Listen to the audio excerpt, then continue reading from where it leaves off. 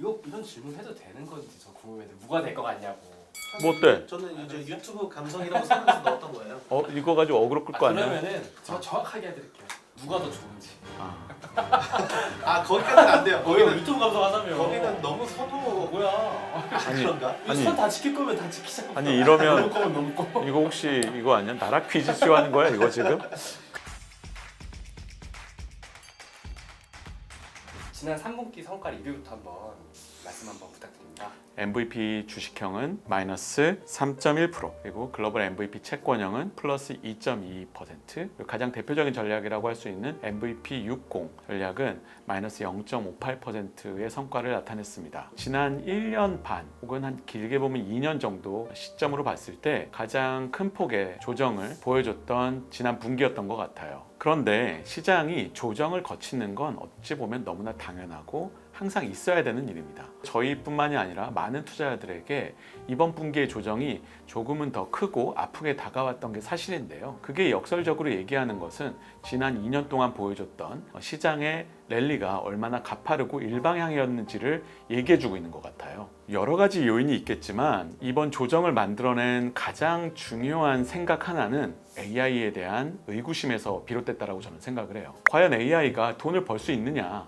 이렇게 많은 비용이 투자가 되고 있는데 사람들이 열광하고 있는데 이걸 가지고 돈을 버는 기업들이 나오겠느냐라고 하는 이런 비관론이 시장의 분위기를 바꿔냈죠. 투자자들이 생성형 인공지능에 대해서 너무나 낙관적인 전망에 기반해서 투자했고 이로 인해서 밸류에이션이 너무 많이 올라갔다. 전형적인 버블이다라고 하는 그런 생각이었던 것입니다. 거기에 더불어서 미국의 연준 50bp B컷을 단행함으로써 채권 시장에는 매우 긍정적인 영향을 줬지만 또 시중 금리는 이 B컷과는 좀 달리 나타나는 모습도 보여주고 있는데요. 지금부터 4분기 운용 전략은 어떤 생각에 기초하고 있고 무엇을 바꿨는지에 대해서 말씀드리는 시간을 갖도록 하겠습니다. 반도체 섹터의 향후 비전에 대한 어떤 리뷰랑 지금 반도체 주식을 팔아야 하는 타이밍인 건지 아니면 지금이라도 좀 들어가야 되는 타이밍인 건지. 우선 저희는 질문을 좀 달리해서 생각했습니다. 일단 우리가 여기서 더 사야 되냐라는 질문을 할 필요는 없었어요. 왜냐하면 MVP는 이미 주식 내에서 35%에 가까운 많은 비중을 AI와 관련된 반도체 그리고 소프트웨어 기업들에 투자를 하고 있었기 때문입니다. 그래서 저희의 고민은 이 투자의 비중을 유지할 것이냐 혹은 일부 위험관리 차원에서 줄일 것이냐라는 것으로 저희는 질문을 달리 했었습니다. 산업의 사이클과 주식의 사이클은 대부분 달리 움직입니다. 그 이유는 주식은 리딩 인디케이터, 즉 선행 지표이기 때문이죠. 투자자들이 가지고 있던 AI에 대한 기대가 너무 부풀려져 있고 이 기대가 어느 정도 식고 나면 수요는 급격하게 줄어들 것이다. 이런 비관론이 변동성을 만들어냈던 이유라고 생각하시면 됩니다. 저희는 조금 달리 생각하고 있습니다. 지금 반도체 사이클을 촉발한 것은 과거의 반도체 사이클을 만들어냈던 기저요인과는 많이 다르기 때문입니다. 과거에 보여줬던 것보다 더 구조적이고 혁명적인 변화라고 저희는 믿고 있습니다. 가트너사라고 하는 IT 컨설팅 기업이 제안을 했던 하이프 사이클이라는 게 있습니다. 뭐 예를 들어서 메타버스가 됐건 3D 프린터가 됐건 드론이 됐건 새롭게 탄생한 IT 기술들이 이런 하이프 사이클을 따른다라고 시장에서 믿고 있습니다. 처음 기술이 태어났을 때 기대는 점점점 올라갑니다. 그 기술을 가지고 모든 걸 다 할 수 있을 것 같아요. 아주 기대감이 극대화되는 구간이 있죠. 그런데 모든 기술이 그런 것처럼 우리가 지금 여전히 3D 프린트를 쓰고 있지 않은 것처럼 그 기술이 보여주는 한계 때문에 환멸의 구간이라는 곳으로 들어가게 됩니다. 나 그거 싫어.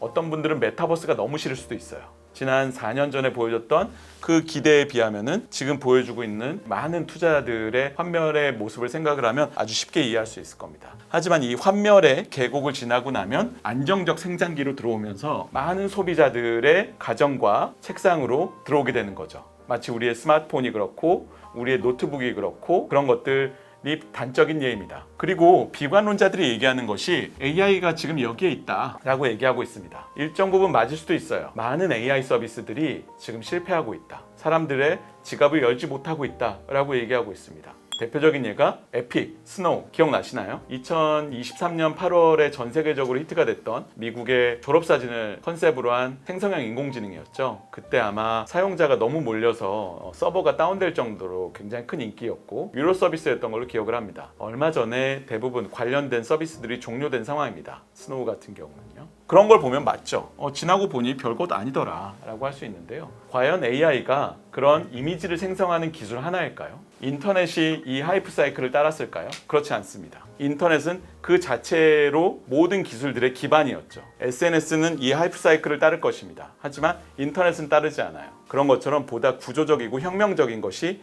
AI다라고 저희는 믿고 있습니다. 그렇기 때문에 수요 관점에서는 앞으로 더 갈 것이다 라고 생각하는 게 저희의 핵심적인 생각입니다. AI라는 주제를 가지고 2년 넘게 고민하면서 이런 용어를 많이 쓰고 있어요. 앰비언트 AI라고. 은은한이라는 뜻이죠. 즉 있는 듯 없는 듯한 AI. 앞서 말씀드렸던 에픽이나 스노우나 이런 것들은 누가 봐도 AI예요. 그 결과물이 가짜라는 건 누구나 다 알고 있습니다. 한 번 생산되고 재미로 끝나는 것들이죠. 그런데 우리 눈에 보이지 않는 곳에 AI는 이미 많이 쓰이고 있어요. 그걸 가지고 돈을 버는 기업들이 없다라고 하는 건 자세히 보지 않은 결과물입니다. 메타의 예를 한번 살펴보도록 하겠습니다. 메타는 페이스북이랑 인스타그램을 운용하는 회사입니다. 이 메타의 실적이 역대 최고를 계속 경신하고 있습니다. AI를 적극적으로 활용함으로써 광고의 정확성을 올린 AI에 대한 투자가 본원의 비즈니스를 더 부스팅하고 있다라고 저희는 믿고 있습니다. 억지스러운 AI 서비스에 의한 돈을 버는 기업이 아니라 본원의 비즈니스를 더 잘하게 되는 기업들에 의해서 AI에 대한 수혜가 나타날 것이다 라고 저는 믿고 있고 메타가 아주 대표적인 예라고 저는 생각을 합니다. 그래서 여전히 저희는 상당 부분을 AI에 투자하고 있어야 된다라고 믿고 있습니다. 하지만 시장이라고 한다는 건 항상 우리가 예상할 수 없는 변수를 만들어내는 곳이기도 하고요. 적절한 위험 관리는 필요하고 이를 위해서 미국의 반도체 지수를 5% 줄이고 이를 조금 더 산업재나 금융 섹터처럼 좀 더 분산되어 있는 인덱스인 S&P 500에 배분함으로써 위험 관리를 조금 더 신경을 썼다라고 생각해 주시면 좋을 것 같습니다. 최근 이스라엘과 이란의 전쟁이 격화되고 있는데 전쟁이 우리나라에도 영향이 있을까요? 아주 크죠. 우리나라처럼 중간재를 많이 수출하는 국가에게는 치명적일 수도 있습니다. 석유라는 게 모든 지역에서 나오는 동일한 품질이 아닙니다. 소위 말해 끈적임이 다릅니다. 리파이너리들이 특정 석유에 맞춰두는 기술적 특성이 있거든요. 근데 우리나라나 일본 같은 국가의 정유시설들, 정제시설들은 이란의 원유에 많이 맞춰놨습니다. 그래서 우리나라는 여전히 이란이랑 수교한 국가고 이란이랑 무역량도 꽤 되죠. 지금 이스라엘이 이란의 유정을 공격할 수도 있다라는 뉴스가 나오고 있는데요. 그렇게 됐을 때는 우리나라에겐 굉장히 큰 타격으로 다가올 수도 있습니다. 그리고 이런 것들이 지금 벌써부터 WTI나 브렌트유 시장에도 영향을 주고 있는데요. 우리는 이런 전쟁의 상시화에 이미 이제 좀 적응을 한 단계가 아닐까라고 생각을 하고 있습니다. 이 방산 분야의 투자는 미래가 밝다고 보십니까? 저는 밝다라고 생각을 합니다. 일단 우리나라는 기본적으로 현대의 전쟁이 요구하는 많은 무기들을 잘 만들 수 있는 환경을 이미 갖추고 있습니다. 탱크나 전쟁에 쓰이는 무기들은 대부분 다 헤비 인더스트리, 즉 중공업 밸류체인을 가지고 있어야 돼요. 쇠를 용접할 수 있어야 되고요. 쇠를 밀링, 즉 가공할 수 있어야 됩니다. 그리고 정밀한 전자 유도를 할 수 있는 전자산업을 가지고 있어야 되고요. 코딩을 할 수 있는 역량을 가지고 있어야 됩니다. 이 모든 산업과 밸류체인과 역량을 가진 국가가 전 세계에 많이 없습니다. 그리고 거기다 생산 역량을 보유한 국가는 아주 손에 꼽을 정도밖에 안 되죠. 거기다 우리는 휴전국이기 때문에 항상 국방부에서 무기를 주문하고 있습니다. 이런 것들이 지금 현재 우리나라의 많은 방산 기업들이 글로벌 시장에서 이 성과를 나타내는 아주 중요한 토대가 되고 있고, 잠깐 반짝하는 것이 아닌 더 상위권의 무기, 더 고부가의 무기를 팔 수 있는 근본적인 트랙 레코드를 제공할 것이다 라고 저희는 믿고 있는데요. 그런데 이런 무기를 구매한다는 것은 굉장히 정치적인 행위입니다. 그렇기 때문에 일반 사기업 간의 경제적 이익에 상호 부합이 된다라고 했을 때는 거래가 이루어지는 것과는 달리 정치적 고려가 많이 이루어지는 경향이 있는데요. 그래서 불확실성도 굉장히 큽니다. 그래서 저희는 한국의 방산기업의 모든 비중을 투자하기보단 한국을 포함한 글로벌 방산 밸류체인 전반에 투자함으로써 성과의 개선을 볼 수 있는 기업들의 투자 비중을 5%포인트 이번에 추가했습니다. 중국의 증시가 심상치 않더라고요. 중국 시장이 최근 2주 동안 아주 급격한 변화의 모습을 보여주고 있는데요. 그 이유는 중국의 정부의 태도가 변했기 때문입니다. 굉장히 큰 규모의 재정 정책이 발표가 된 것입니다. 근데 이 태도가 진짜 변한 건지 아니면 변한 척하는 건지는 아직 잘 모르겠습니다. 그런데 더 근본적인 원인이 하나가 더 있습니다. 지난 4년 동안 중국 증시를 지속적으로 끌어내렸던 건 중국 기업들에 대한 탄압도 있었지만 결국엔 중국의 정치 체제, 즉 공산주의라고 하는 것이 자본주의와 과연 맞느냐라고 하는 보다 근본적인 질문에서 나왔던 것이죠. 대표적인 정책 중에 하나가 공동부유가 있었죠. 공동부유라고 하는 정책이 나오면서 IT 기업들이 탄압을 받았었고요. 그런데 이번에 재정정책을 보게 되면 그런 기존의 정책 방향들이 혹시나 바뀐 건가? 라고 하는 의구심을 가질 만한 정도의 엄청난 규모의 재정정책이 발표가 된 것입니다. 이런 것들 때문에 주가가 아주 급격하게 오르고 있다라고 저는 생각을 하고 있습니다. MVP에서도 중국에 대한 비중이 있습니다. 한 3에서 5% 사이에 보유를 하고 있는데요. 여기서 더 적극적으로 매수를 하기에는 여전히 풀리지 않는 미스테리가 있습니다. 그들이 가지고 있는 이 정치적인 배경, 이로 인한 경제를 운용하는 큰 틀이 바뀌었느냐에 대해서는 아직 답하기가 어렵습니다. 정치 구조는 여전하기 때문인 거죠. 그리고 앞으로 남아있는 미국의 대선에 따라서 이들의 갈등의 양상 또한 바뀔 수도 있습니다. 그래서 저희는 급격한 중국의 가격 상승은 이미 가지고 있는 비중을 통해서 어느 정도 수혜를 보고 추후 근본적인 변화에 대한 판단 이후에 중국에 대한 투자 전략을 검토해 볼 예정입니다. 이제 좀 있으면 미국 대선인데 본부장님은 누가 될 것 같으신지, 그리고 우리 같은 투자자들은 어떻게 대응하는 게 맞는 것일까요? 지난 대선 때 충격이 있기 때문에 트럼프가 이겼을 때의 기억이 너무나 선명합니다. 모두의 예상과는 달리 트럼프가 이겼기 때문에 이번 또한 섣불리 예측하기 어렵습니다. 물론 많은 사람들이 해리스가 앞서가고 있는 것이 믿을만하다라고 얘기하는 분들도 많이 계시는데요. 이 또한 박빙이다. 이런 질문 해도 되는 건지 저 궁금해요. 누가 될 것 같냐고. 뭐 어때? 저는 이제 유튜브 감성이라고 생각해서 넣었던 거예요. 이거 가지고 어그로 끌 거 아니야? 그러면은 저 정확하게 해드릴게요. 누가 더 좋은지. 아 거기까지는 안 돼요. 거기는 유튜브 감성 하자며. 거기는 너무 선호. 뭐야? 아니, 그런가? 선다 지킬 거면 다 지키자고. 아니 이러면 너무 꼬. 이거 혹시 이거 아니야? 나라 퀴즈쇼 하는 거야 이거 지금? 아 본부장님이 좋아하시는 쪽에 손을 드세요.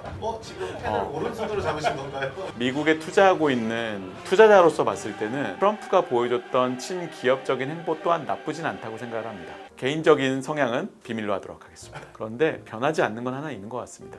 누가 되건 우리가 투자하는 경쟁력은 여전히 미국에 있습니다. 결국엔 미국은 혁신의 방향으로 가고 있고 둘 중에 누가 되건 중국과의 경쟁은 조금 더 격화될 것이다라고 저는 믿고 있습니다. 특히나 민주당이 됐다라고 했을 때는 그 선명도는 더 세질 것이고요. 오히려 트럼프가 된다라고 했을 때 중국과의 어떤 딜의 가능성이 열릴 수 있지 않을까라고 저는 생각을 하고 있습니다. 그래서 저희가 70% 이상 MVP 주식에서 미국에 투자하고 있는데요. 그 미국에 투자하는 이유는 사실은 해리스 때문도 트럼프 때문도 아닙니다. 미국 경제를 이끌어가고 있는 기술의 혁신과 기술의 혁신을 주도하고 있는 리더들, 탄탄한 경제, 이런 것들을 믿고 있기 때문에 미국의 중심을 두고 있는 것이고요. 이런 것들이 대선에 의해서도 크게 바뀔 것 같지는 않습니다. 이번 채권 포트폴리오 변경에 대해서 설명 한번 부탁드리겠습니다. 채권은 상대적으로 단순합니다. 저희가 지난 2년 반 동안 상당히 고금리 시기를 겪어왔고요. 이로 인해서 저희는 안정적인 국내 채권을 통해서 이자 수익을 따박따박 가져가고 주식에서 발생하는 변동성을 통제하자라는 게 전략의 핵심이었습니다. 그래서 국내 채권의 60% 그리고 해외 채권의 40%만 투자하면서 지금까지 왔는데요. 국내 채권도 금리가 많이 좀 내려온 상황입니다. 환해지 코스트를 감안하더라도 해외 채권의 금리 매력도가 상당히 올라온 상황입니다. 그래서 저희는 이번 분기 국내 채권에 대한 비중을 10%포인트 줄여서 해외 채권, 그 중에서도 글로벌 채권 매크로 전략형과 글로벌 하이힐드에 5%씩 투자함으로써 금리 수준을 좀 더 높였다. 하지만 여전히 50%를 국내 채권에 중심을 둠으로써 주식의 반동성을 어느 정도 흡수할 수 있는 그런 포트폴리오 전략을 시행했습니다. 저희가 항상 말씀드리지만 MVP 투자 전략은 한 분기를 바라보는 게 아닌 적어도 1년 이상, 2년 이상의 시점으로 저희가 포트폴리오를 만들고 있기 때문에 생각하고 있는 것들이 조금 더 장기적인 관점에서 만들어진 포트폴리오다라고 이해해 주시면 좋을 것 같고요. 건강하시고 성공적인 투자 되시길 바라겠습니다. 감사합니다.